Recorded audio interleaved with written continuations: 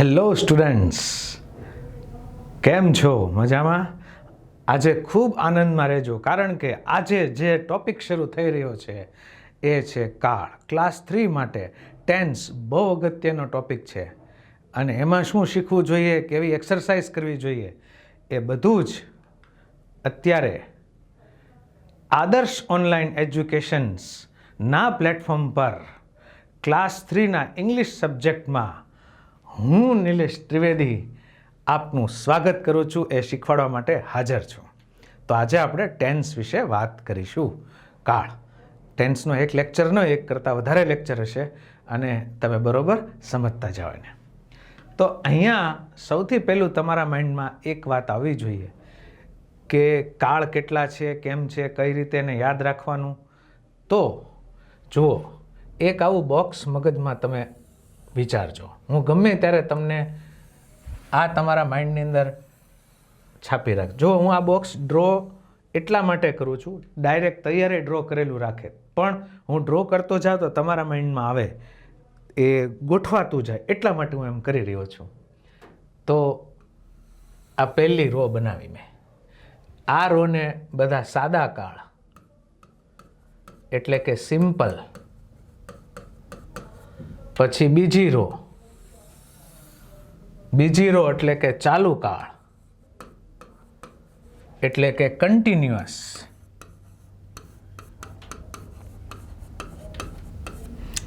અને ત્રીજી row draw કરું એટલે ચોથી ઓટોમેટિક બનશે, એટલે પૂર્ણ કાળની એટલે કે પરફેક્ટ. અને ચોથી રો છે એ ચાલુ પૂર્ણની છે એટલે કે કન્ટિન્યુઅસ પરફેક્ટ. આમ 4 પ્રકારના પહેલા કાળ થાય.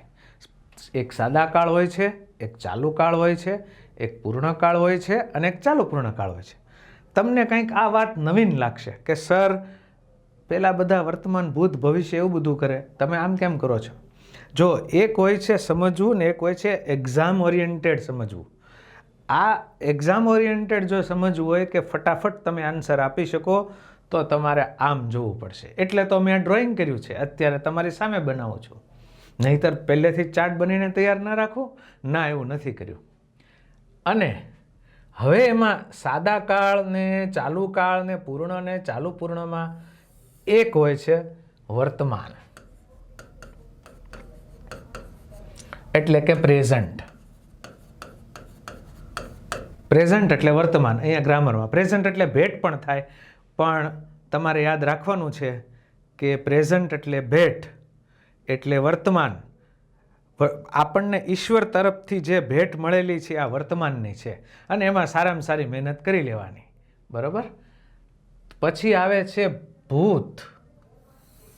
આ ભૂત એટલે ઘોસ્ટ નહીં, આ ભૂત એટલે પાસ્ટ. અને ભવિષ્ય એટલે ફ્યુચર. આમ કુલ 12 કાળ થયા. બરોબર ધ્યાનથી સમજો, આમ કુલ 12 કાળ થયા. હવે આ 12 કાળ છે એમાંનું આ બોક્સ શેનું થાય?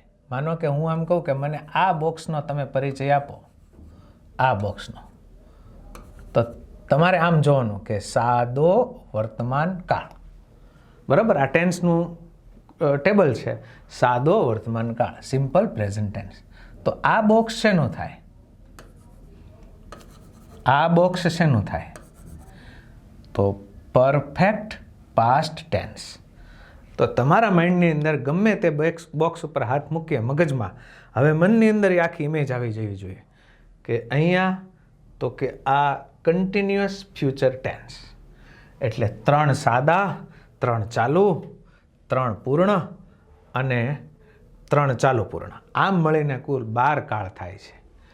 આપણે જે કાળ શીખવાના છીએ એનું હું નંબરિંગ કરી દઉં તો આ પહેલો કાળ, આ બીજો કાળ, આ ત્રીજો કાળ, આ ચોથો કાળ, આ 5મો, આ 6ઠ્ઠો, આ 7મો, આ 8મો, આ 9મો, આ 10, આ 11 ને 12. આમાંથી એકચ્યુઅલી 12મો કાળ શીખવાનો હોતો નથી, એનું કાંઈ પૂછાય નહીં, એનું કાંઈ કરવાનું નહીં. શીખવાના છે 11 કાળ. હવે આ 11 કાળ શીખવા એટલે શું? સર મારે આ કાળ શીખવો છે, માનો કે ચાલુ વર્તમાન કાળ, ચાલુ ભૂતકાળ, તો એનો એ શીખવું એટલે શું કરવું એમ. માનો કે કોઈ ગાડી શીખવી છે, ભાઈ મારે કાર શીખવી છે, તો કાર શીખવી એટલે શું? તો કે બસ ગાડી એમ ચલાવવા લાગો ને એટલે શીખી ગયા. નહીં, તમને કાર શીખવી હોય તો કારને સ્ટાર્ટ કરતા આવડવી જોઈએ, કારને ચલાવતા આવડવી જોઈએ, ઊભી રાખતા આવવી જોઈએ, ચડતો ઢાળ આવે તો કેમ કરવું, ઉતરતો ઢાળ આવે તો કેમ કરવું, પાર્ક કેમ કરવી, પાછળ કેમ લેવી, એવા અનેક ફેક્ટર શીખો તો તમે કાર શીખ્યા કહેવાય. ખાલી તમને શરૂ કરતાં શીખવાડી દે અને આમ બેઠા બેઠા ગેર બદલ્યા કરો. નાઇટ ડ્રાઇવિંગ કેમ કરવું, લાઇટનિંગ બધી કઈ રીતે આપવી, લાઇટિંગ કઈ રીતે આપવું, રાઇટ હેન્ડલ, આ તે, એવી અનેક બાબતો હોય છે કે ચાલુ ગાડીએ એસી ચાલુ બંધ કઈ રીતે કરવું, કઈ જગ્યાએથી ક્યારે એક્સિલેટરથી કરવું કે ક્યારે ક્લચ છોડીને ગાડી વધુ શરૂ કરવી. આમ એમાં કેમ આટલી બધી વિગતો છે, એમ એક કાળ શીખવો એટલે આપણા મગજની અંદર તેમ જ હોય કે હંમેશા બનતી ક્રિયા, સાદો વર્તમાન કાળ, I go to school every day. નહીં નહીં નહીં, આ તમે કોમ્પિટિટિવ એક્ઝામની તૈયારી નથી. તો શું, આ ભાઈ મારે સાદો વર્તમાન કાળ નંબર 1થી સ્ટાર્ટ કરવું છે, એટલે એમાં શું શીખવાનું? તો કે એમાં આટલી વસ્તુ શીખવી પડે. પહેલું કે ક્યારે વપરાય, આ કાળ ક્યારે વપરાય, કેવા સંજોગો હોય ત્યારે વપરાય. પછી બીજી વસ્તુ શીખવી પડે, એના કાળ સૂચક શબ્દો. બીજી વસ્તુ કઈ શીખવી પડે? એના કાળ સૂચક શબ્દો. ત્રીજું એનું બંધારણ. એ બંધારણ બોલીએ, સ્ટ્રક્ચર બોલીએ કે એનું એક્ટિવ બોલીએ કે હકાર બોલીએ, આ બધું એકનું એક છે અત્યારે. ચોથી વસ્તુ શીખવી પડે એનું નકાર. પાંચમી વસ્તુ શીખવી પડે એનું પ્રશ્નાર્થ. છઠ્ઠી વસ્તુ શીખવી પડે એ કાળનું પેસિવ, એ કાળનું પેસિવ કર્મણી કરતા. અને સાતમી વસ્તુ શીખવી પડે એના સ્પેશિયલ કેસ, એનો સ્પેશિયલ કેસ શીખવો પડે. આ બધા સ્પેશિયલ કેસ કહેવાય. એટલે એની ઉપર હું હાર્ડ ડ્રો કરી દઉં, સ્પેશિયલ કેસ. તો એક કાળ તમે ત્યારે શીખો કે જ્યારે ક્યારે વપરાય, કાળ સૂચક શબ્દો, એનું બંધારણ અથવા એક્ટિવ, પછી નકાર, એનો પ્રશ્નાર્થ, એનો પેસિવ અને સ્પેશિયલ કેસ. આટલું શીખો ત્યારે. એમાંનું જે હું આ પેસિવ છે એ તો એક્ટિવ પેસિવનું ચેપ્ટર અલગથી લઈશ, ત્યારે તમને શીખવાડીશ. પરંતુ બાકીના બધા પોઈન્ટ આપણે એક એક કાળ શીખતા જવાના. હવે આપણે કઈ રીતે શીખશું? તો કે પહેલાં બધા સાદા શીખશું. શું કામ સર એમ કરો છો? પહેલાં વર્તમાન, પહેલાં ભૂત, પછી ભવિષ્ય, એમ નહીં? ના, એમ નહીં. એનું રીઝન છે કે સિમિલારિટી આમ જોવા મળે છે કે આમાં બધામાં આઈએનજી આવે, આમાં બધામાં ત્રીજું રૂપ આવે, એટલે યાદ રાખવામાં અનુકૂળતા પડે. એટલા માટે આપણે આમ શીખવાનું છે, નહીં કે આમ. એટલે કે હોરિઝોન્ટલ લાઇનમાં આપણે શીખશું, વર્ટિકલમાં નહીં. તો અહીંથી આપણે આજે શરૂઆત કરીએ. સાદો વર્તમાન કાળ, દરેક કાળ માટે આપણે આટલા પોઈન્ટ જોતા જવાના, એના ઉદાહરણો જોઈશું, અને ખાસ સૌથી અગત્યનું છે એના સ્પેશિયલ કેસ. એવી રીતે આપણે કાળ ઉપર કાળ આગળ શીખતા જઈશું અને પછી એના ઉદાહરણો જોઈશું, અને પછી એની એક્સરસાઇઝ કરશું. એટલે કાળ ગમે તે કાળનો આવે તમને આવડશે. અને તમને ખ્યાલ છે કે એક પણ એક્ઝામ એવી નથી હોતી ક્લાસ 3ની કે જેમાં ટેન્સના પ્રશ્ન ન પૂછાણા હોય. એ નાની ટેન્સની હોય, 15 માર્કવાળું, 25 માર્કવાળું, 30 માર્કવાળું, 50 માર્કવાળું કે 100 માર્કવાળી કોઈ પણ ક્લાસ 3ની એક્ઝામ હોય, લોઅર ક્લાસ 3થી સુપર ક્લાસ 3, MPHW હોય કે બિન સચિવાલય હોય કે PSI હોય, ગમે તે હોય, ટેન્સના ક્વેશ્ચન તો હોવાના. ટેન્સ એ રીતે તો અગત્યનો છે જ કે ડાયરેક્ટ એના ક્વેશ્ચન હોય, ઉપરાંત ડાયરેક્ટ ઇનડાયરેક્ટ તો આવડે કે જો ટેન્સ આવડતા હોય, ડિગ્રી તો આવડે તો ટેન્સ આવડતા હોય, કન્જક્શન તો આવડે કે જો ટેન્સ આવડતા હોય. એટલે બહુ અગત્યના પોઈન્ટ ઉપર છીએ, તમે ખાસ ધ્યાનપૂર્વક જોયા કરો, બરાબર? તો આ રીતે મેં તમને કહ્યું એમ આ સાદો વર્તમાન કાળ, સાદો ભૂતકાળ, આ બધું છે. હવે આગળ વધીએ. એમાંથી સૌથી પહેલું આ જો આનો ચાર્ટ તૈયાર રાખ્યો છે. સૌથી પહેલાં આપણે સાદો વર્તમાન કાળ, સિમ્પલ પ્રેઝન્ટ ટેન્સ. એટલે તમારું ધ્યાન હોવું જોઈએ કે તમે અત્યારે અહીંયા આવી ગયા છો. અહીંયા પહેલાં આપણે કેમેરો ઝૂમ ઇન કરશું, આમ એની ડિટેલ જોઈ લઈએ, પછી અહીંથી નીકળીને અહીંયા આવશું, એની ડિટેલ જોઈશું, અહીંથી નીકળીને અહીંયા આવશું, એની ડિટેલ જોઈશું, એમ આપણે આગળ વધ્યા કરશું. તો અત્યારે સાદો વર્તમાનકાળ તમારી સામે છે. ક્યારે વપરાય એનો ઉપયોગ, એટલે કે ક્યારે વપરાય, તો નિયમિત બનતી ક્રિયા, હંમેશા જે ક્રિયા બનતી હોય, જમવાની, નાહવાની વગેરે નિયમિત બનતી ક્રિયા હોય કોઈ પણ, એ દર્શાવવા માટે, આજ્ઞાર્થ વાક્યો દર્શાવવા માટે. આજ્ઞાર્થ વાક્યો એટલે કેવા કે જેમાં એક વ્યક્તિ બીજા વ્યક્તિને સંબોધીને કંઈ પણ કહેતો હોય, એ આજ્ઞાર્થ વાક્યો કહેવાય.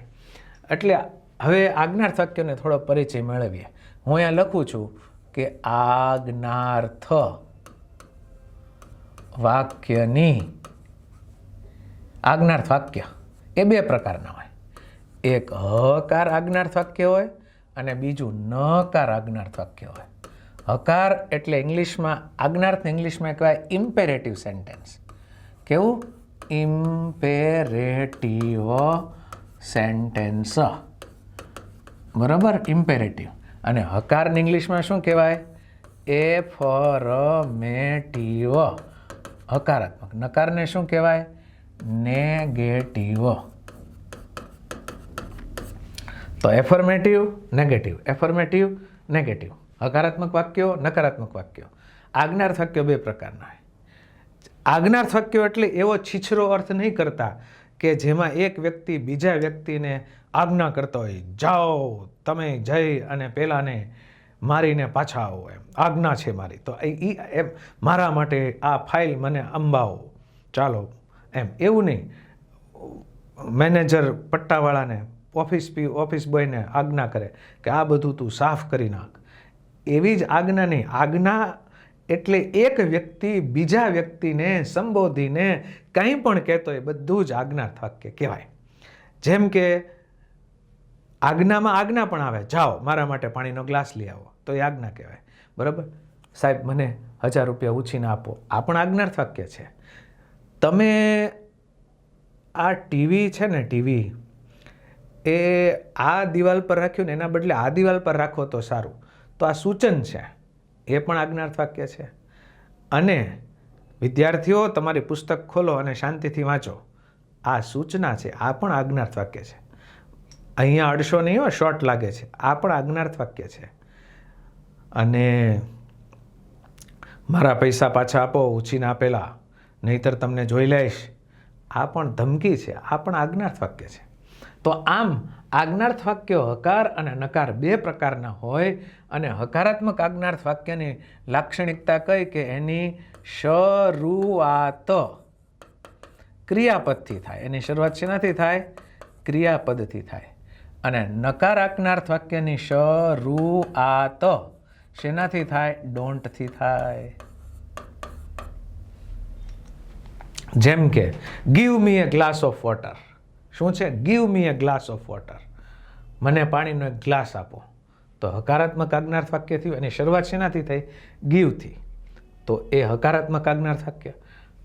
ડોન્ટ સ્પીટ હિયર, અહીં થૂકશો નહીં. ડોન્ટ સ્પીટ હિયર, અહીં થૂકશો નહીં. તો એ પણ કેવું થઈ ગયું કહેવાય? નકારાત્મક આજ્ઞાર્થ વાક્ય. આમ હકારાત્મક આજ્ઞાર્થ વાક્ય હોય કે નકારાત્મક આજ્ઞાર્થ હોય, મૂળ આજ્ઞાર્થ વાક્ય એ સાદા વર્તમાન કાળનું વાક્ય કહેવાય. આમ યાદ રાખજો કે આજ્ઞાર્થ વાક્ય હોય કોઈ પણ, હકારાત્મક કે નકારાત્મક, એ મૂળમાં સાદા વર્તમાન કાળનું કહેવાય. ઉદાહરણો છે એ હું અહીંયા લખું છું. ફરીવાર પહેલાં તમારા માટે અહીંયા જગ્યા રાખી જ છે મેં, તો જુઓ. ગીવ મી ધેટ ફાઇલ સૂન. પહેલી ફાઇલ મને ઝડપથી આપો. સુન, આ હિન્દીમાં જુઓ, હિન્દીનું સુન નથી, અંગ્રેજીનું. હિન્દીમાં તો સુન સાહેબા સુન એ અલગ વસ્તુ છે, બરાબર. અને આ સુન એટલે ઝડપથી. વાક્યની શરૂઆત શેનાથી થઈ? ક્રિયાપદથી થઈ, વર્બથી થઈ, બરાબર. અને ડોન્ટ સ્પીટ, SPIT સ્પીટ, હિયર, અહીં થૂકશો નહીં. અહીં થૂકશો નહીં. સ્પીટ એટલે થૂકવું, બરાબર. તો ડોન્ટ સ્પીટ હિયર, અહીં થૂકશો નહીં. આ હકારાત્મક આજ્ઞાર્થ છે, આ નકારાત્મક આજ્ઞાર્થ છે. આ બંને વાક્યો મૂળમાં કયા કહેવાય? સાદો વર્તમાન કાળ. બરાબર? તો આજ્ઞાર્થ વાક્ય ટેવ દર્શાવવા માટે. હવે ટેવ માટે હું બહુ સરસ તમને એક્ઝામ્પલ આપું. હું અત્યારે માનો કે તમારા ઘરે બેઠો હો અને હું આમ ચા પીતો હોઉં, એટલે મને બીજો એક વ્યક્તિ આવીને પૂછે કે તમે ચા પીવો છો? એટલે હું એમ કહું ના, નથી પીતો. એટલે તમને એમ થાય સર કેટલું ખોટું બોલે છે, ચા પીવે છે છતાંય ના પડે છે. પણ એ મને ટેવના સંદર્ભમાં પૂછે છે અને હું ટેવના સંદર્ભમાં એને ના પાડું છું કે મને ટેવ નથી, પરંતુ આ અત્યારે મને આપી અહીં આગ્રહ કરીને એટલે હું ચા પી લઈએ છું. એટલે એક હોય ચા પીવાની ટેવ હોવી અને એક ચા પીવાની ક્રિયા ચાલુ હોવી. તો ટેવના સંદર્ભમાં કોઈ પણ વસ્તુ આવે એ બધી જ સાદા વર્તમાન કાળમાં આવે. ચા પીવાની ટેવ હોય કે કોઈ વસ્તુ બોલવાની હોય ટેવ, કોઈ વસ્તુ હાથની હલનચલનની ટેવ હોય, ખાવા પીવાની ટેવ હોય, કોઈ પણ ટેવ હોય. પછી સામાન્ય સત્ય. હવે જુઓ, સત્ય બે પ્રકારના હોય છે. એક સામાન્ય સત્ય હોય એટલે કે વ્યવહારિક સત્ય હોય અને એક વૈજ્ઞાનિક સત્ય હોય. એ બધા સામાન્ય સત્ય કે વૈજ્ઞાનિક સત્ય એ બધું જ સાદા વર્તમાન કાળમાં આવે. પ્રમાણિકતા હંમેશા જીતે છે, પ્રમાણિકતા હંમેશા જીતે છે એ વ્યવહારિક સત્ય છે. બરાબર? પાણી 0 ડિગ્રી તાપમાને થીજી જાય છે એ વૈજ્ઞાનિક સત્ય છે. આવું પણ હંમેશા સાદા વર્તમાન કાળમાં આવે. કહેવતો છે, બરાબર? કહેવતો કોઈ પણ હોય એ સાદા વર્તમાન કાળમાં જ આવે. હવે કહેવતો સાદા વર્તમાન કાળમાં આવે એટલે સર સાદા વર્તમાન કાળવાળી કહેવત આપો અમને કે જેમાં અમને ખ્યાલ આવે. બરાબર? તો પહેલાંનું ઇંગ્લિશ બોલો. Honesty always wins. જે કહેવત ગુજરાતીમાં છે એ જ કહેવત ઇંગ્લિશમાં પણ હોય છે. બરાબર? એવી ઘણી બધી કહેવતો છે કે જે ગુજરાતીમાં હોય, ઇંગ્લિશમાં હોય અને હિન્દીમાં હોય. બરાબર? તો એવી કોઈ પણ કહેવત હોય તો એ બધી શેમાં હોય છે? સાદા વર્તમાન કાળમાં. If you help others, others will help you. તો ઇફ યુ હેલ્પ અધર્સ, જો તમે બીજાને મદદ કરશો તો એ સાદો વર્તમાન કાળ થઈ ગયો. તો એવી જે કંઈ કહેવતો છે, હમણાં ઉદાહરણ તમને પાછળ બીજી સ્ક્રીન ઉપર લખીને આપું જ છું તમને, એ જોઈએ. એમાં ઉદાહરણો બધાના આપીશ તમને. નિયમિત બનતી ક્રિયાના આજ્ઞાર્થના ઉદાહરણ આપી દીધા, ટેવના હમણાં ઉદાહરણ આપું છું, સામાન્ય સત્યના, વૈજ્ઞાનિક સત્યના, કહેવતના બધા જ ઉદાહરણ તમને હમણાં મળી જશે. હવે આને ટેન્સ ઇન્ડિકેટિંગ વર્ડ્સ, કાળસૂચક શબ્દો. કાળસૂચક શબ્દ એટલે શું? એક્ઝામમાં ખાલી જગ્યા પૂછાયેલી હોય તો તમને કેમ ખબર પડે કે આ ખાલી જગ્યા સાદા વર્તમાન કાળની છે? તો કે એમાં 4 આધાર હોય છે. એમાંનો એક આધાર એ કાળસૂચક શબ્દ છે કે ભાઈ કાળસૂચક શબ્દ પરથી ખબર પડી જાય કે કાળસૂચક શબ્દ પરથી ખબર પડી જાય કે આ વાક્ય આ કાળનું છે. Generally, always, often, regularly, every year. આને સેલ્ડમ બોલાય. સેલ્ડમ એટલે ક્યારેક જ. સેલ્ડમ એટલે ક્યારેક. સમટાઈમ્સ એટલે કેટલીક વાર. પછી ઓફન, આને ઓફટન એમ નહીં બોલવાનું. OFTEN એમાં ટી સાયલન્ટ છે. ઓફન એમ બોલવાનું. ઓફન, આ બધા શબ્દો. ઓફન એટલે અવારનવાર, સેલ્ડમ એટલે ક્યારેક, ઓફન એટલે અવારનવાર, સેલ્ડમ એટલે ક્યારેક. બાકી તો તમને ખ્યાલ, આવા શબ્દો જો આવે તો સાદો વર્તમાન કાળ હોવાની પૂરેપૂરી શક્યતા છે. જો કાળસૂચક શબ્દો છે એટલે કંઈ પેટન્ટ નથી લઈ લીધી કે આ એટલે આ જ હોય. 95% શક્યતા છે. બાકી ઘણીવાર અમુક શબ્દો આવે તોય બીજા કાળ હોઈ શકે છે. એ બધું આપણે આગળ જોવાનું છે. અત્યારે તો એમ માનો કે આ કાળસૂચક શબ્દો છે. ઇંગ્લિશમાં બોલે તો ટેન્સ ઇન્ડિકેટિંગ વર્ડ્સ. પછી એનું જે વિધાન છે એનું સ્ટ્રક્ચર આવું છે, S+V1/V5+O. એટલે તમે કહેશો કે સર આ V1/V5, V1 V5 શું મેં તમને કહી આપેલું છે. V1 એટલે મૂળરૂપ, V5 એટલે S કે ES વાળું રૂપ.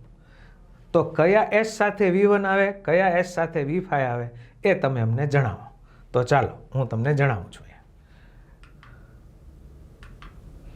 જો આપણી પાસે S આટલા છે, સબ્જેક્ટ આટલા છે. એક છે I, એક છે V, એક છે you, બીજો છે you, ત્રીજો છે he, પછી છે she, પછી છે it અને પછી છે they. આ બધા આપણા જ્યારે S આવે, S સબ્જેક્ટ જેવું આવે એટલું તરત જ આ વિચાર મનમાં આવવો જોઈએ કે આ આટલા સબ્જેક્ટ, આ બધું છે ને આમ S છે, આ બધા સબ્જેક્ટ છે. એમાં I સાથે તો V1 જ આવે, V સાથે V1 જ આવે, આ યુ સાથે V1 આવે, આ યુ સાથે પણ V1 આવે, આ હી શી ઇટ ત્રણેય સાથે V5 આવે. V5 એટલે એસ કે ES વાળું રૂપ, બરાબર. અને V1 એટલે કેવું રૂપ? મૂળ રૂપ. અને ધ્યેય સાથે પણ V1 આવે. તો હી શી ઇટ સાથે V5 વાળું રૂપ આવે, બાકી બધી જગ્યાએ V1 આવે. એક ઉદાહરણ તરીકે લઈ લઈએ કે જો હું લઈ લઉં કે આઈ ટેક, તો આઈ ટેક ફૂલ સ્ટોપ, આ સબ્જેક્ટ, પછી V1, પછી વી ટેક, યુ ટેક, યુની સાથે take, he take, he takes, he sheet આવ્યું એટલે એસ વાળું, બરાબર. ટેક ને એસ લાગે, ગો હોય તો ES લાગે. શી ટેક્સ, ઇટ ટેક્સ અને તે ટેક. લો, આ રીતે આ મેં તમને અહીંયા ક્યાં V1 આવે, જો એટલી જગ્યાએ V1 છે તો એટલી જગ્યાએ આ V1 હી શીટ સાથે SES વાળું. તો આમ એક સ્ક્રીનમાં બતાવી આલ્યું એટલે તમને ખ્યાલ આવી જાય. હવે તમારામાંથી કેટલાકના મનમાં એવો વિચાર આવ્યો કે સર આ સાદો વર્તમાન કાળ છે તો એમિઝાર ને એવું બધું ના આવે. સાંભળજો, મેં આરું અહીંયા ક્રિયાપદ છે ટેક, એના માટે આપણે જવું પડશે પાછા પહેલી સ્ક્રીન પર. અહીંયા આ જે આપણી પાસે 12 કાળ છે, આ 12 કાળ છે, આ 12 કાળ છે. તમને મેં સેન્ટેન્સ સ્ટ્રક્ચર પણ શીખવાડ્યું છે કે અંગ્રેજી ભાષાનું સેન્ટેન્સ સ્ટ્રક્ચર કેવું છે કે સબ્જેક્ટ આવે, પછી HV1 આવે, પછી HV2 આવે, પછી MV આવે, પછી O આવે. આ અંગ્રેજી ભાષાનું સેન્ટેન્સ સ્ટ્રક્ચર છે. આ હેલ્પિંગ વર્બ 1 ને હેલ્પિંગ વર્બ 2. કેટલાક કાળ એવા છે કે એની પાસે 2 હેલ્પિંગ વર્બ છે, કેટલાક કાળ એવા છે જેની પાસે એક જ હેલ્પિંગ વર્બ છે, અને કેટલાક કાળ એવા છે કે જેની પાસે હેલ્પિંગ વર્બ છે જ નહીં, બરાબર. સીધું જ સબ્જેક્ટ પછી સીધું જ આ MV આવી જાય છે. આ સબ્જેક્ટ પછી સીધું MV આવી, એની પાસે પોતાનું હેલ્પિંગ વર્બ નથી. સર એવા કયા કાળ છે કે જેની પાસે પોતાનું હેલ્પિંગ વર્બ નથી, સબ્જેક્ટ પછી સીધું જ MV આવે છે? આ 1 અને આ 2. સાદો વર્તમાન કાળ અને સાદો ભૂતકાળ, એ બંને પાસે પોતાનું હેલ્પિંગ વર્બ નથી, બરાબર. અહીંથી હેલ્પિંગ વર્બ છે, આનું હેલ્પિંગ વર્બ શેલ વિલ છે, આનું હેલ્પિંગ વર્બ એમિઝાર છે, આનું હેલ્પિંગ વર્બ વોઝ વેર છે, આનું helping verb shall will be છે. એમ આની પાસે 2 હેલ્પિંગ વર્બ છે, આ બધા પાસે 1 છે, અહીંયા 1 છે, અહીંયા 1, અહીંયા 2, અહીંયા 2, અહીંયા 2. એમ બધાના અમુકમાં HV1 જ હશે, અમુકમાં HV1 ને HV2 હશે, અને અમુકમાં HV1 પણ નહીં, HV2 પણ નહીં. એવા આ 2 કાળ છે, સાદો વર્તમાન કાળ અને સાદો ભૂતકાળ. અને એટલા માટે જ તમે અહીંયા જુઓ કે અહીંયા સબ્જેક્ટ પછી આ V એટલે મુખ્ય ક્રિયાપદ આવી ગયું. જુઓ, એવી જ રીતે સાદા ભૂતકાળમાં જુઓ તમે, સાદા ભૂતકાળમાં સબ્જેક્ટ પછી V2 આવી ગયું, વચ્ચે કોઈ હેલ્પિંગ વર્બ નથી. અને એવી રીતે તમે અહીંયા જુઓ સાદો ભવિષ્યકાળ, તો કે એમાં આ જો સબ્જેક્ટ અને આ V1 ની વચ્ચે આ શેલ અને વિલ આવ્યું, એટલે આને હેલ્પિંગ વર્બ છે. એટલે સાદા કાળની એમ આપણે શરૂઆત કરીએ તો સાદો વર્તમાન કાળ હેલ્પિંગ વર્બ નહીં, સાદો ભૂતકાળ હેલ્પિંગ વર્બ નહીં, સાદા ભવિષ્યકાળને છે. અત્યારે આપણું ફોકસ માત્ર સાદા ઉપર રાખો. પહેલાં સાદું કરી લઈએ, પછી ચાલુ હા, નહીં, take it in right way. Okay. તો અહીંયા વાત આપણે કરી હતા સાદા વર્તમાન કાળની. સાદા વર્તમાન કાળમાં મેં અહીંયા જે ઉદાહરણ લીધું આઈ ટેક, એની અહીંયા વચ્ચે તમે જુઓ છો કે કોઈ જાતનું હેલ્પિંગ વર્બ હોતું નથી, એટલે એમાં એમિઝાર ન આવે. મુખ્ય ક્રિયાપદ તરીકે એમિઝાર આવી શકે, પરંતુ સહાયકારી ક્રિયાપદ તરીકે એમિઝાર આવી શકતો નથી. તો I take, we take, you take, he takes, she takes. આ એનું આની જગ્યાએ ગી હોય તો ગો હોય તો I go, we go, you go, he goes, she goes, it goes અને દે ગો, બરાબર. હવે આ વિધાન છે, અને વિધાનના આપણે ઉદાહરણો તમને દેવાના બાકી છે. આ જે એ પ્રમાણે હું આપું છું. અહીંયા જુઓ તમે આ સ્ક્રીનને હવે હું રબ કરું છું, ઇરેઝ કરું છું. તો પહેલાં આપણે શેનું ઉદાહરણ આપવાનું છે? નિયમિત ક્રિયાનું. બરાબર? તો આઈ ઓબ્ઝર્વ ફાસ્ટ ઓન ટ્યુઝડેઝ. જો આ સબ્જેક્ટ છે, આ સબ્જેક્ટ છે અને આ V1 છે. ફાસ્ટ એટલે ઉપવાસ, અને કોઈ પણ વાર હોય એના નામની પાછળ એસ કે એસ લગાડવામાં આવે, એના નામની પાછળ એસ કે એસ લગાડવામાં આવે, વારના નામની પાછળ એસ નહીં, એટલે એનો અર્થ દર થઈ જાય. માત્ર ટ્યુઝડે તો મંગળવાર, પણ ટ્યુઝડેઝ તો દર મંગળવારે. ઓન ટ્યુઝડેઝ એટલે દર મંગળવારે. અહીંયા એસ લગાડ્યો. એસ છે શબ્દની પાછળ, નાઉનની પાછળ એસ લગાડો તો ક્યારેક બહુવચન થાય. બોયની પાછળ એસ લગાડો તો બોયઝ બહુવચન થાય. ક્યારેક તમે વારના નામની પાછળ એસ લગાડો તો પાછું બહુવચન નહીં, દર મંગળવારે એવું બોલવા પડે. અટકની પાછળ જો એસ લગાડો તો એ કુટુંબ થાય અથવા પતિ પત્ની થાય એમ. તો આ પહેલું ભાઈ કે દર મંગળવારે હું ઉપવાસ કરું છું. તો આઈ ઓબ્ઝર્વ ફાસ્ટ ઓન ટ્યુઝડેઝ. એ વચ્ચે તમે જોઈ શકો છો કે અહીંયા કોઈ જાતનું હેલ્પિંગ વર્બ નથી. આમાં જ કર્તા તરીકે જો શી હોય તો શી ઓબ્ઝર્વ્સ, OBSERVES, શી ઓબ્ઝર્વ્સ ફાસ્ટ ઓન ટ્યુઝડેઝ. બરાબર?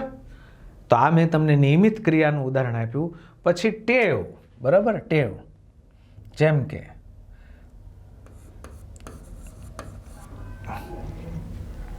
they meet every day at soda shop. આ નિયમિત ક્રિયા છે, ટેવ છે આ લોકોની સોડા પીવાની. કોની? તારક મહેતા કા ઉલ્ટા ચશ્મામાં. બરાબર?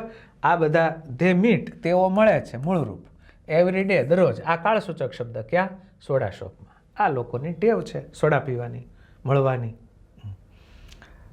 તો નિયમિત ક્રિયા, ટેવ, વ્યસન. પછી કોઈ કેમ કે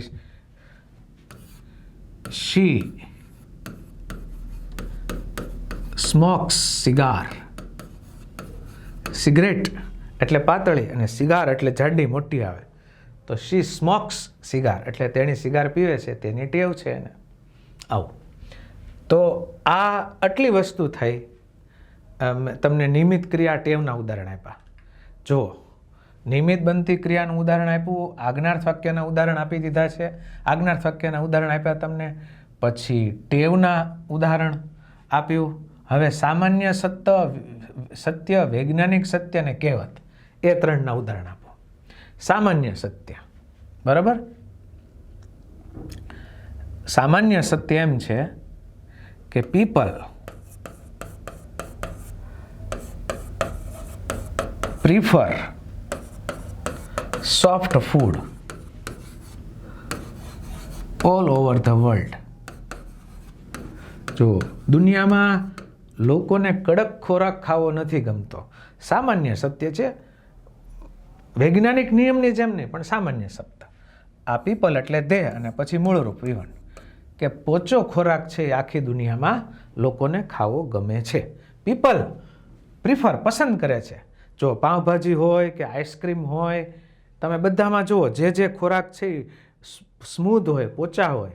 પછી કેક હોય, એ બધું જ ફેમસ છે. આઈસ્ક્રીમ, બરાબર, એ બધા જમાં જ એ પોચા ખોરાક છે. એવું તમે વિશ્વના કોઈ પણ દુનિયામાં જાઓ, ખૂણામાં જાઓ, પણ જે પોચો ખોરાક છે એ ફેમસ છે, લોકો પસંદ કરે છે. તો એક સામાન્ય સત્ય છે. બરાબર? વૈજ્ઞાનિક સત્ય. તો વૈજ્ઞાનિક સત્ય શું છે?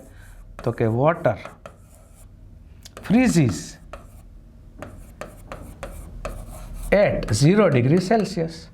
પાણી છે 0 ડિગ્રી તાપમાને થીજી જાય છે. ફ્રીઝ એટલે થીજી જવું, ક્રિયાપદ તરીકે. અને ફ્રીઝર એટલે થીજવી દેનાર. આપણે જે ઘરે ખરીદીએ છીએ, ફ્રીઝ નથી ખરીદતા, એ આપણે રેફ્રિજરેટર લઈએ છીએ. એમાં એક ફ્રીઝર આવે, નાનો ભાગ, જ્યાં બરફ જામે.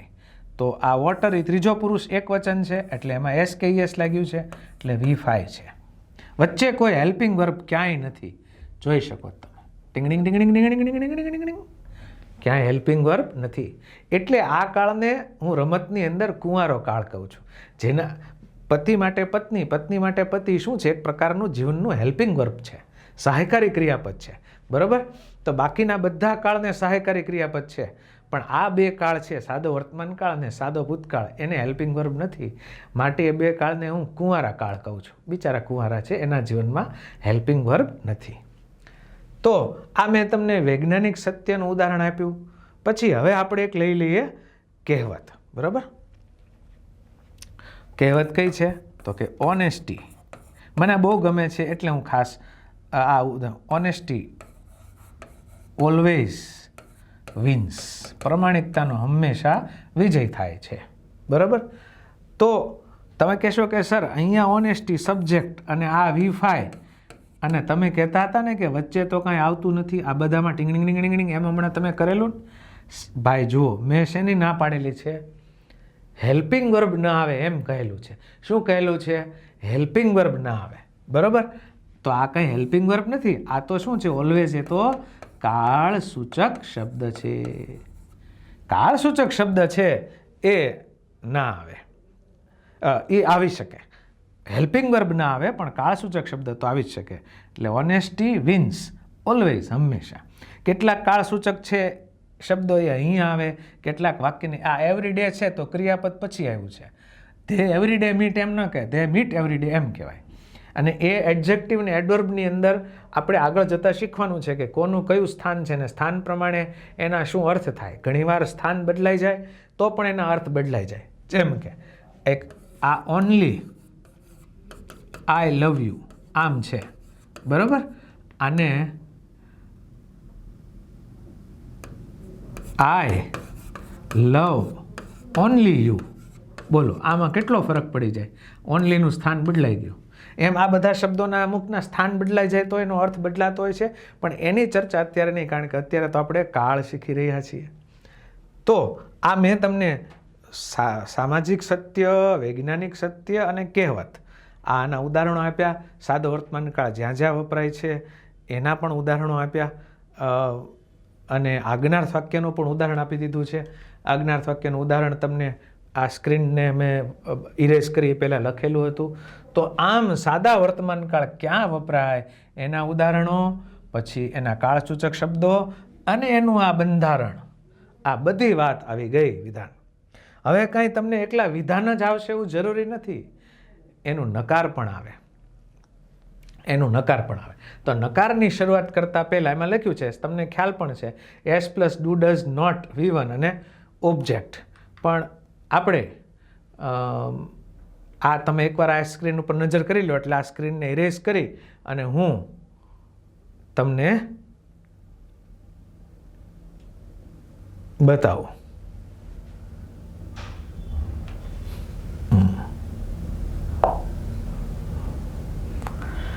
હવે જુઓ, અંગ્રેજી ભાષાનું કોઈ પણ વાક્યનું નકાર કેમ થાય, પહેલાં નકારની પહેલી વારે વાત સમજી લો એટલે એની ડેફિનેશનથી જ સમજી લો એટલે ગોખણિયું ઓછું કરવું પડે. જેટલું સમજણિયું વધારે કરીએ એટલું ગોખણિયું ઓછું કરવું પડે.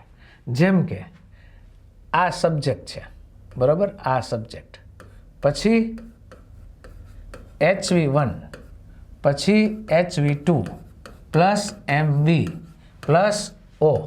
આ શું છે? અંગ્રેજી ભાષાના વાક્યની બંધારણ, સેન્ટેન્સ સ્ટ્રક્ચર છે. બરાબર? હવે એમાં આ જે છે આ અંગ્રેજી ભાષાનું કોઈ પણ વાક્ય હોય એનું જો નકાર કરવું હોય તો શું કરવાનું? તો કે HV1 પછી નોટ મૂકી દેવું. બસ આ સિદ્ધાંત. જેમ કે આમ હોય, આઈ એમ ટીચિંગ યુ. હવે આનો નકાર કરવું છે તો ભાઈ આ HV1 એમ છે ને પછી નોટ મૂકી દો. આઈ એમ નોટ ટીચિંગ યુ, નકાર થઈ ગયો. ઓકે સર, બરાબર છે.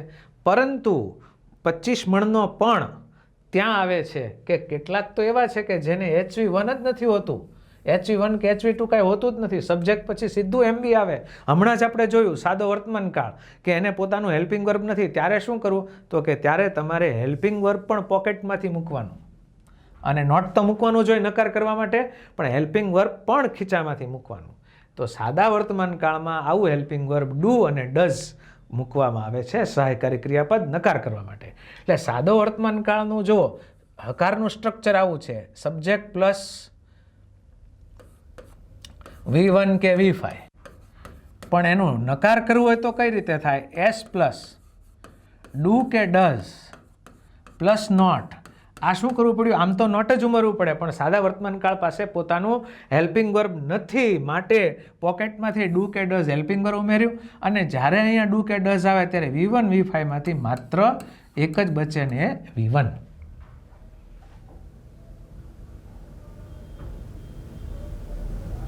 જેમ કે એક વાક્ય હું આ લઈ લઉં અહીંયા કે શી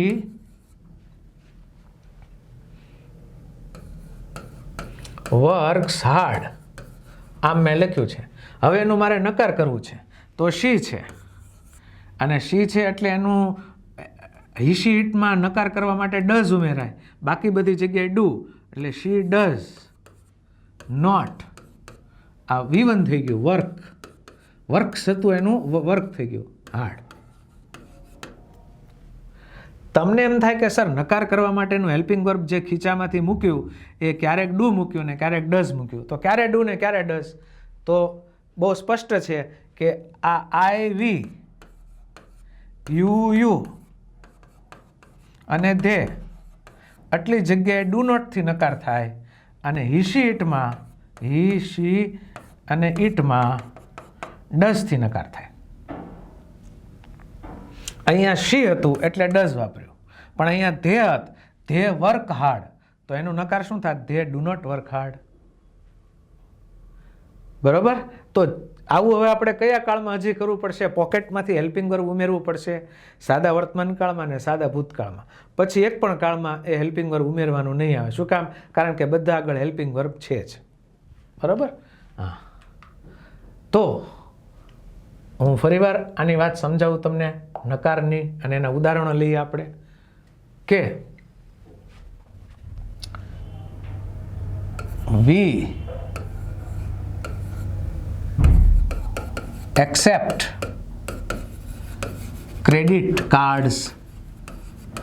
વી એક્સેપ્ટ ક્રેડિટ કાર્ડ્સ. બોલો કયા કાળનું વાક્ય છે? એટલે જેવું તમે જોઈ જાઓ કે આ સબ્જેક્ટ પછી કોઈ હેલ્પિંગ વર્બ નથી, સીધું V1 જ છે, એટલે આ સાદો વર્તમાન કાળ. બરાબર? હવે આનો નકાર કરવો જોઈએ. કોઈ દુકાનવાળા એમ કહે છે કે અમે ક્રેડિટ કાર્ડ સ્વીકારીએ છીએ, કેટલાક એમ કે ના ભાઈ અમે કોઈ જાતનું કાર્ડ નથી સ્વીકારતા, અહીંયા રોકડા, અમુક રોકડા માંગતા, તો કે કાંઈ વાંધો. એ શું લખશે? આનું નકાર કરશે. તો આમ વી, હવે સાદા વર્તમાન કાળનો નકાર વી કરવું હોય તો ખીચામાંથી હેલ્પિંગ વર્બ કયું ઉમેરો? Do. We do not accept credit cards. તમે જોઈ લો બધા લેટેસ્ટ ઉદાહરણ, હજી ના જ ઉદાહરણ નથી રહેતા.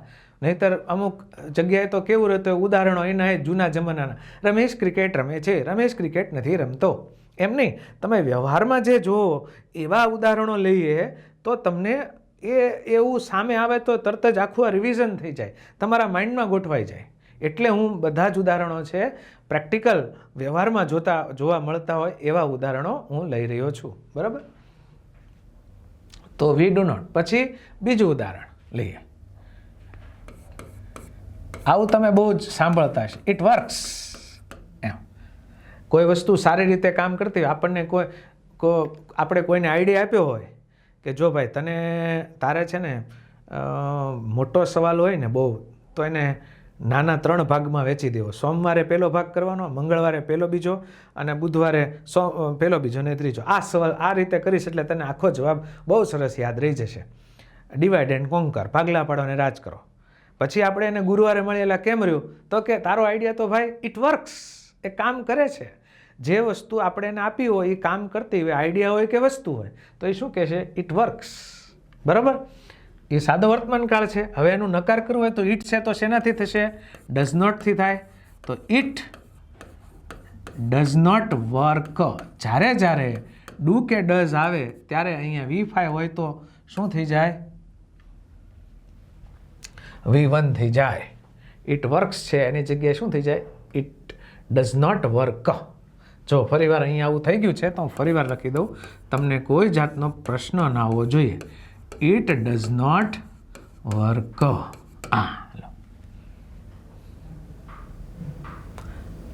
તો સાદા વર્તમાન કાળનો નકાર કરવા માટે શું કરવું પડ્યું બચ્ચા પાર્ટી? કે નકાર કરવા માટે તો બહુ ઇઝી જ વસ્તુ છે, હેલ્પિંગ વર્બ પછી નોટ મૂકી દો એવો નિયમ છે. પરંતુ શું? તો કે સાદા વર્તમાન કાળ પાસે હેલ્પિંગ વર્બ નથી, તો કે હેલ્પિંગ વર્બ મૂકો અને પછી નોટ મૂકો. પણ અહીં હેલ્પિંગ વર્બ બે આવશે, એક ડુ આવશે ને ડઝ આવશે. ક્યાં ડુ આવશે, ક્યાં ડઝ આવશે. હી ઇટ સાથે ડઝ આવશે અને નોટ પછી મૂકવાનું. અને બાકી બધી જગ્યાએ એટલે કઈ? આઈ, વી, યુ અને ધે સાથે ડુ આવશે અને પછી નોટ મૂકવાનું. જો હું તમને યાદ પણ રખાવતો જાઉં છું, એકનો એક વાક્ય 2-3 વાર બોલું છું, અને આ વસ્તુ તમને મળી શકશે આદર્શ ઓનલાઈનના પ્લેટફોર્મ પર. અમે બધા જે છીએ એ તમને એક બળતરાથી ભણાવવાવાળા છીએ કે જલ્દીથી તમને આવડી જાય, જલ્દીથી તમે કેમ સફળતા પ્રાપ્ત કરો, એવી જ મનમાં ઈચ્છા રાખીને અમે તમને ભણાવતા હોઈએ છીએ. સમજ્યા? તો અહીંયા it works, it does not work, સાદા વર્તમાન કાળનો નકાર મેં તમને શીખવાડ્યું, બંનેના ઉદાહરણ પણ આપ્યા. અને હવે પાછા જઈએ કે કંઈ એકલું નકાર શીખશો તોય કામ નહીં લાગે, તમારે એનું પ્રશ્નાર્થ પણ શીખવું પડશે. સાદા વર્તમાન કાળનો પ્રશ્નાર્થ પણ શીખવું પડશે. હવે પ્રશ્નાર્થ માટેનો થંબ રૂલ, બેઝિક નિયમ કયો છે અને કઈ રીતે લાગુ પાડવો એ જુઓ. આપણી પાસે અંગ્રેજી ભાષાનું વાક્યનું સ્ટ્રક્ચર આવું છે: S, HV1, HV2, MV and O. આ આપણું સ્ટ્રક્ચર તમને તો યાદ જ રહી ગયું હશે. હેમરિંગ, જો એક કબૂતર છે એને પણ વર્તુળ બનાવતા શીખવાડી શકાતું હોય, જો ઉંદરને ભૂલામણી ક્લિયર કરાવતા આવડી શકતું હોય, તો તમે તો બધા સુપર બ્રેઇનવાળા છો, તમને કેમ મગજમાં ન ઘુસાડી શકાય? એક જ ઉપાય છે, રિપીટેશન, હેમરિંગ. બરાબર? એક છોટો સા કીડા, વ્હાઇટ આંટ, ઉધઈ છે, એ કટકટ અને લકડ ખોચે કટકટ કરીને આખું મજબૂત વૃક્ષને કોતરી નાખે, તો તમે શું બધું રિપીટેશન કરીને તમારી કારકિર્દી ન બનાવી શકો? બનાવી જ શકો. અને એમાં તમને આવો સરસ મજાનો સહકાર મળી ગયો છે આદર્શ ઓનલાઈન એજ્યુકેશનનો. તો મહેનત કરો, આગળ વધો. સબ્જેક્ટ HV1, HV2, MV ને O એ સ્ટ્રક્ચર છે. પ્રશ્નાર્થ કરવું હોય તો શું કરવાનું? તો કે ભાઈ ગમે તે કાળનું પ્રશ્નાર્થ કરવું હોય, જે કાળનું HV1 જે હોય એને અહીંયા આગળ લઈ લેવાનું. આ એમ હોય તો MI, VR હોય તો RV, હી હેઝ હોય તો હેઝ હી. હેલ્પિંગ વર્બ એમાં પહેલું, જો HV2 ને કશું કરવાનું નહીં, હેલ્પિંગ વર્બ HV1 ને તમે આગળ લઈ લો એટલે કામ બની ગયું. તો પણ ખાટલે મોટી ખોટ, સાદા વર્તમાન કાળ આગળ પોતાનું HV નથી, કાંઈ વાંધો નહીં. કયું આગળ લેવાનું હશે? પોતાના પોકેટમાંથી મૂકવાનું હશે. કયું? ડુ અને ડઝ. ડુ અને ડઝ. બસ. તો જુઓ, એનું ઉદાહરણ લઈએ આપણે કે યુ રીડ રેગ્યુલરલી, તમે નિયમિત વાંચો છો. હવે એમાં તમને એ પણ ખ્યાલ આવ્યો છે કે ડઝનો ઉપયોગ ક્યાં થશે? પ્રશ્નાર્થ કરવા માટે હી, શી, ઇટ સાથે ડઝ આવશે અને બાકી બધી જગ્યાએ ડુ આવશે. તો અહીંથી આ યુ છે એટલે ડુ આવે, એટલે do you read regularly?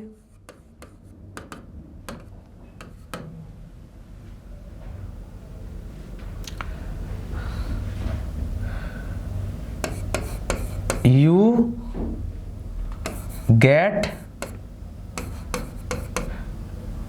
Vaccinated, તમને વેક્સિન તમે લઈ લો છો. તો એનો શું કરશું? અહીંયા પ્રશ્નાર્થ કરવું હોય તો અહીંયાથી મનમાં ડુ યુ ગેટ વેક્સિનેટેડ. જો ગુજરાતી અને અંગ્રેજીમાં શું ફરક પડે છે? ગુજરાતીમાં માત્ર લેખો બદલાય. તમે કામ કરો છો, તમે સારું કામ કરો છો. બરાબર? આ ગુજરાતી. હવે ગુજરાતીમાંનું પ્રશ્નાર્થ કરવું હોય તો તમે સારું કામ કરો છો. લો, ખાલી લેખો બદલાય. જ્યારે અંગ્રેજીમાં માત્ર લેખો નથી બદલાતો, રચના પણ બદલાય છે. ડુ ડઝ નામના હેલ્પિંગ વર્બ એડ થાય છે અને છેલ્લે પ્રશ્નાર્થની નિશાની આવી. પછી આમ કરીએ, she enjoys her motherhood. તેણી તેનું માતૃત્વનો જે સમય છે એને આનંદ માણે છે. બરાબર. તો હવે આનો પ્રશ્નાર્થ કરવું છે પણ she છે એટલે ડુ નહીં, એની જગ્યાએ કોણ આવશે? does. does she enjoy? અને જેવું does આવ્યું એવું મૂળ રૂપ આવ્યું her motherhood question mark. તો આમ પ્રશ્નાર્થ કઈ રીતે થશે? does થી થશે, ડુ ડઝ થી. નકારે છે નથી ડુ નોટ અને ડઝ નોટની. ક્યાં do? I we you he she, I we you અને તે, ત્યાં ડુ અને હિશી ઇટમાં ડઝ. નકાર કરવામાં અને પ્રશ્નાર્થ કરવામાં. અને આ રહ્યા એના ઉદાહરણો.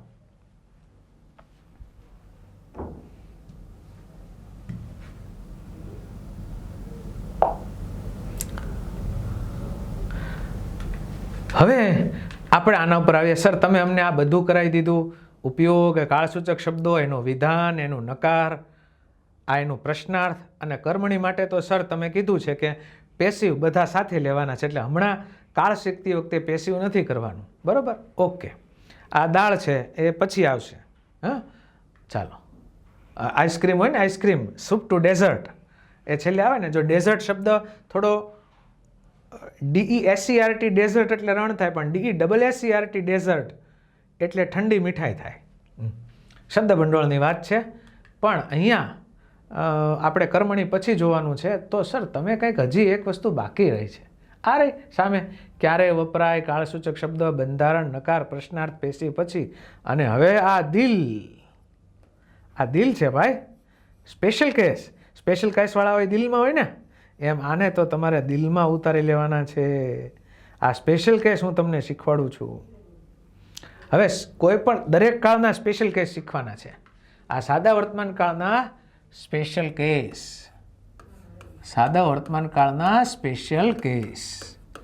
સર સ્પેશિયલ કેસ એટલે શું? કે સામાન્ય રીતે સાદો વર્તમાન કાળનું જે વર્તન હોય, કે નિયમિત ક્રિયા, ટેવ, કહેવતો, સત્ય, વૈજ્ઞાનિક સત્ય, એવું બધું દર્શાવવા માટે વપરાય છે. પરંતુ અમુક એવા ખાસ કિસ્સાઓ છે કે જેમાં બીજો કાળ આવતો હોય તો પણ એમાં સાદો વર્તમાન કાળ એ કાળને એમ કહી દે, જો તારે નથી ત્યાં ઉપયોગમાં આવવાનું. એવું એ પ્રકારનું વાક્ય દર્શાવવા હું ઉપયોગમાં આવીશ. ભલે વાક્ય લાગે છે તારે જેવું, પણ એની જગ્યાએ આવીશ તો હું. એવા કયા કયા સંજોગ છે કે જ્યાં, એવા કયા કયા સંજોગ છે કે જ્યાં અન્ય કાળ આવતો હોય પણ છતાં પણ એની જગ્યા કોણ કવર કરી લે છે? સાદો વર્તમાન કાળ. એ એનો સ્પેશિયલ કેસ કહેવાય. જેમ કે પહેલું છે ડેમોન્સ્ટ્રેશન. ક્યાંય ડેમોન્સ્ટ્રેશન દેવાતું હોય, ડેમોન્સ્ટ્રેશન હંમેશા કેવું હોય? ચાલુ જ હોય. કોઈ આપણને ડેમોન્સ્ટ્રેશન આપતું હોય, ટીવી પર રસોઈ શો આવે છે, એ એક પ્રકારનું ડેમોન્સ્ટ્રેશન છે કે પહેલાં તમે આ મસાલા તૈયાર કરો અને પછી આમ કરો ને હવે એમાં હું આ વસ્તુ એટલી એડ કરું છું ને પછી થોડુંક ધનિયા નાખું ને પછી આમ કરું ને પછી, તો એ બધી ક્રિયા ચાલુ છે, એ ડેમોન્સ્ટ્રેશન છે. વોશિંગ મશીન આપણે નવું લીધું તો આપણને ડેમો દેવા માટે આવે, એ ડેમોન્સ્ટ્રેશનનું ટૂંકું રૂપ ડેમો, કે પહેલાં આ સ્વિચ દબાવો ને પછી આમ કરવાનું ને પછી આમ કપડાં નાખ. તો આ બધું જ ડેમોન્સ્ટ્રેશન છે. એ હોય કયા કાળનું? આમ લાગે કયા કાળનું? ચાલુ વર્તમાન કાળનું. ડેમોન્સ્ટ્રેશન હંમેશા ચાલુ જ હોય, પણ લગાવી દો એના ઉપર ચોકડી, એને જગ્યાએ કયો કાળ આવે? સાદો વર્તમાન કાળ. આ સાદા વર્તમાન કાળનો સ્પેશિયલ કેસ છે. પછી બીજું ન્યૂઝ હેડલાઇન્સ. ન્યૂઝ નહીં પણ ન્યૂઝ હેડલાઇન્સ. ન્યૂઝ હેડલાઇન્સ છે એ ન્યૂઝ કયા બને? જે હંમેશા વીતી ગયેલા હોય એ. બરાબર છે? હું અત્યારે એમ કહું કે ભાઈ આ ગઈકાલે ગુજરાતમાં આટલા લોકોને વેક્સિન આપવામાં આવી, 50,000 લોકોને ગઈકાલે એક જ દિવસમાં વેક્સિન આપવામાં આવી. તો એ અને એનું હેડલાઇન જે લખેલી હશે, તમે આજનું છાપું, કાલનું ઇંગ્લિશ છાપું, બધામાં જુઓ, અંદર ભલે એ ગઈકાલની ઘટના હોય, ભૂતકાળ હોય, એમ કે રાજીવ કપૂર પાસીઝ હવે એમ લખશે, રાજીવ કપૂરનું મૃત્યુ થઈ ગયું. હવે ગઈકાલે મૃત્યુ થયું છતાં આજના છાપામાં શું લખે છે? હેડલાઇનમાં પાસીઝ હવે. હેડલાઇન ભૂતકાળ, હેડલાઇનમાં આવો જોઈએ સાદો ભૂતકાળ. પરંતુ સાદો વર્તમાનકાળ છે, હેડલાઇન છે ને ચૂપ સાદો ભૂતકાળ. હું અહીંયા સાદો વર્તમાનકાળ આવીશ. તો ડેમોન્સ્ટ્રેશન, ન્યૂઝ હેડલાઇન્સ, પછી ડ્રામાટિક પ્રેઝન્ટેશન,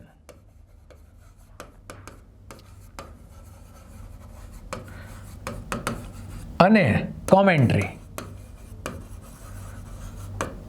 હવે ડ્રામાટિક પ્રેઝન્ટેશન એટલે શું? માનો કે કોઈ કથાકાર છે, કોઈ બહુ જૂની ભૂતકાળની વાત કરતા હોય, તો એ શું કહે છે? રામ પધારે છે, સિંહાસન પર બિરાજે છે. હવે એ તો વર્ષો જૂની વાત છે, હોય સાદા ભૂતકાળની. ક્યાંની હોય છે? સાદા ભૂતકાળની. પણ અત્યારે જ બનતું એવું દર્શાવવા માટે ત્યાં પણ સાદો વર્તમાનકાળ આવે. અને કમેન્ટ્રીમાં એમ બોલે કે રોહિત શર્મા દડાને ફટકારે છે છક્કામાં, તો હજી ફટકાર્યો જ, ક્રિયા ચાલુ હોય, બરોબર, છતાં પણ એમાં કયો કાળ આવે છે? ચાલુ વર્તમાનકાળને બદલે અહીંયા ચાલુ વર્તમાનકાળને બદલે સાદો વર્તમાનકાળ. અને એક્ઝામમાં વાલા વિદ્યાર્થીઓ ધ્યાન રાખજો, હવે એક્ઝામમાં સમય આવે છે સ્પેશિયલ કેસનો. પહેલાં રેગ્યુલર બહુ ઓછા પૂછાય છે, હવે નથી પૂછાતા. જેમ જેમ ઉમેદવારોની સંખ્યા વધતી ગઈ એમ એ લોકો સ્પેશિયલ કેસને પૂછવા લાગ્યા. અને આ પ્રકારના સ્પેશિયલ કેસ તમને એક પણ પુસ્તકમાં નહીં જોવા મળે, એ માત્ર તમને આદર્શ ઓનલાઈન એજ્યુકેશનના પ્લેટફોર્મ પર જોવા મળે છે. કે આ 4 સ્પેશિયલ કેસ છે, એમાં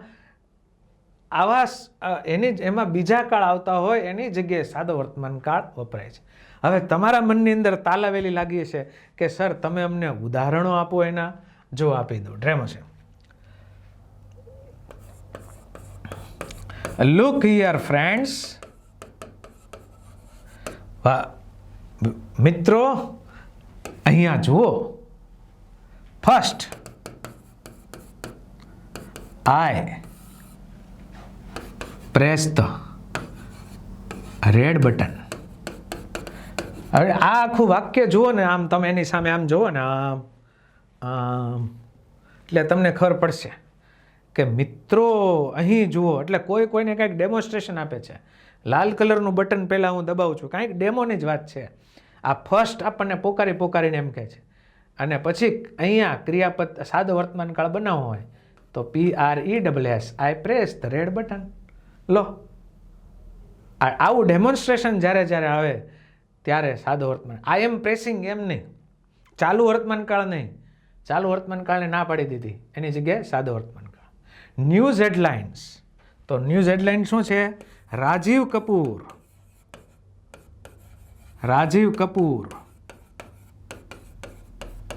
passes away. બરોબર, રાજીવ કપૂર passes away. પાસ્ડ અવે એમ નહીં, passes away. ભૂતકાળમાં ગઈકાલ પરમ દિવસે ગુજરી ગયો, પણ હેડલાઇન તરીકે ગઈકાલની આજના છાપામાં હેડલાઇન લખવી તો passes away એમ લખવું પડશે.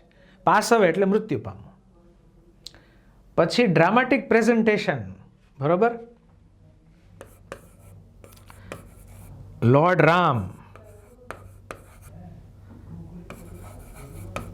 arrives and sits on the throne. રાજા રામ પધારે છે અને સિંહાસન પર બિરાજે છે.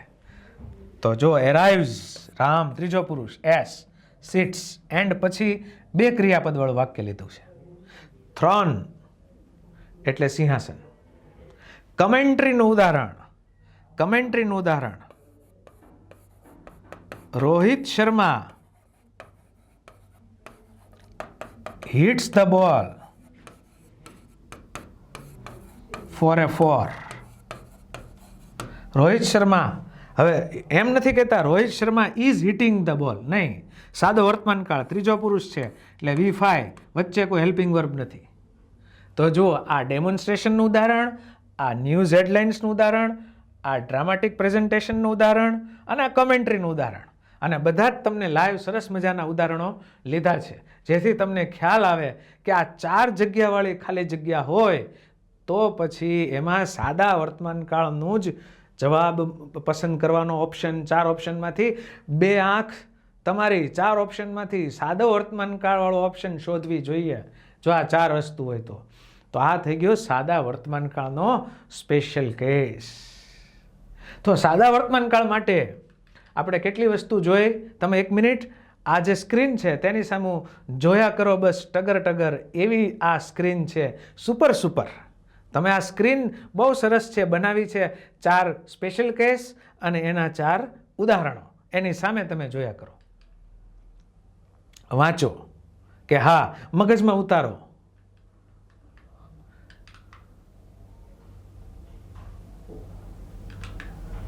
તો અહીંયા મેં તમને આ શરૂઆતમાં જણાવ્યું કે ક્યારે વપરાય કાળસૂચક શબ્દો, નકાર, પ્રશ્નાર્થ અને એનો સ્પેશિયલ કેસ.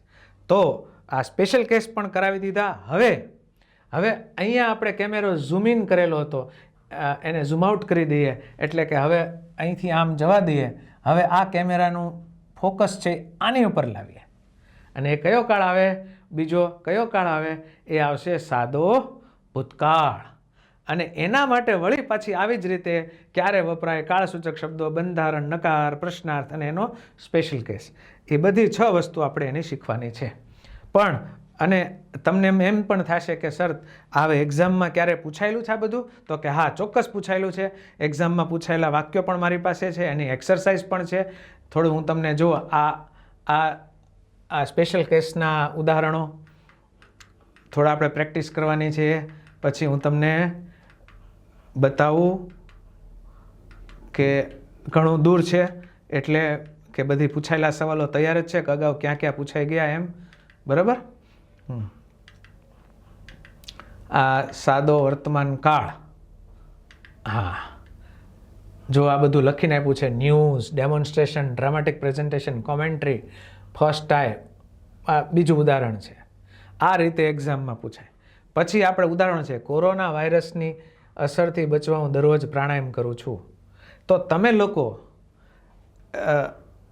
આ 4 વાક્યોનું ઇંગ્લિશ કેટલા, 1, 2, 3, 4 અને 5, આ 5 વાક્યોનું ઇંગ્લિશ તમારે લખી નાખવાનું છે. જેવું તમને સાદા વર્તમાનકાળના જ વાક્યો છે, સાદા વર્તમાનકાળના જ વાક્યો છે, લેટેસ્ટ ઉદાહરણો છે. વાંચો, વિચારો ને પછી સ્વીકારો. પાકિસ્તાન અને ચીન ભારતને ટેકો આપતા નથી. ડ્રગ આપણા શરીરને કોતરી ખાય છે. માસ્ક પહેર્યા વિના બહાર ના નીકળો. કોરોના વાયરસની અસરથી બચવા દરરોજ પ્રાણાયામ કરું છું. આ 5 વાક્યોનું ઇંગ્લિશ બનાવવા તમારે કો વત્તા શી વત્તા શ કોશિશ કરવાની છે. હું બીજો લેક્ચર એટલે કે બીજો વિડીયો આવશે, એમાં હું તમને આ 5 વાક્યોનું ઇંગ્લિશ પણ પહેલાં કરી બતાવીશ અને પછી સાદો ભૂતકાળ કરીશ. અને આ જે સ્પેશિયલ કેસ છે એનું ઉદાહરણ આપણે જોઈ લઈએ કે જો લુક હિયર ફર્સ્ટ, આમ જેવું જોયું એટલે ખબર પડી કે ડેમોન્સ્ટ્રેશન છે. એટલે હવે એમાં 2 ઓપ્શન્સ છે કે am pouring, am pressing. First I water in the bowl, then I dash red button on the machine. સૌથી પહેલાં બાઉલમાં હું પાવર કરવું એટલે શું, રેડવું. હું રેડું છું પાણી અને પછી રેડ બટનને પ્રેસ કરું છું. આ વોશિંગ મશીન શીખવાડતા એવું લાગે છે, પણ એમાં ચાલુ વર્તમાનકાળ લાગે, પણ નહીં લેવાનું. લુક હિયર એવું છે છતાં પણ, કારણ કે આપણો સ્પેશિયલ કેસ એમ કહે છે કે ડેમોન્સ્ટ્રેશન હોય તો સાદો વર્તમાનકાળ, એટલે આ તો કરતા તો છે જ, એની પછી મૂળરૂપ, આ કરતા છે એની પછી મૂળરૂપ, એટલે પાવર અને પ્રેસ એમ આવશે. આ એક એનું ઉદાહરણ છે. હજી તો આવા ઘણા ઉદાહરણો, એક્સરસાઇઝ પૂરી કરવાની છે, પણ આ હોમવર્ક એક આ વાક્ય જોઈ લેજો અને આ 5 વિધાનો છે એનું ઇંગ્લિશ કરીને રાખજો. નેક્સ્ટ વિડીયોમાં હું આનું પહેલાં ઇંગ્લિશ કરાવડાવીશ તમને અને પછી સાદો ભૂતકાળ આપણે શીખશું. તો ત્યાં સુધી તમને સાદા વર્તમાનકાળનું બધું બંધારણ, નકાર, પ્રશ્નાર્થ એનું રિવિઝન કરતા રહો. શબ્દ ભંડોળ જેટલો શીખવા મળે, તમને અગાઉ મેં વાત કરેલી છે વર્બ, નાઉનની, એ બધી એ તૈયાર કરતા રહો અને જીવનમાં આગળ વધો. શુભેચ્છાઓ. Thank you. ધન્યવાદ.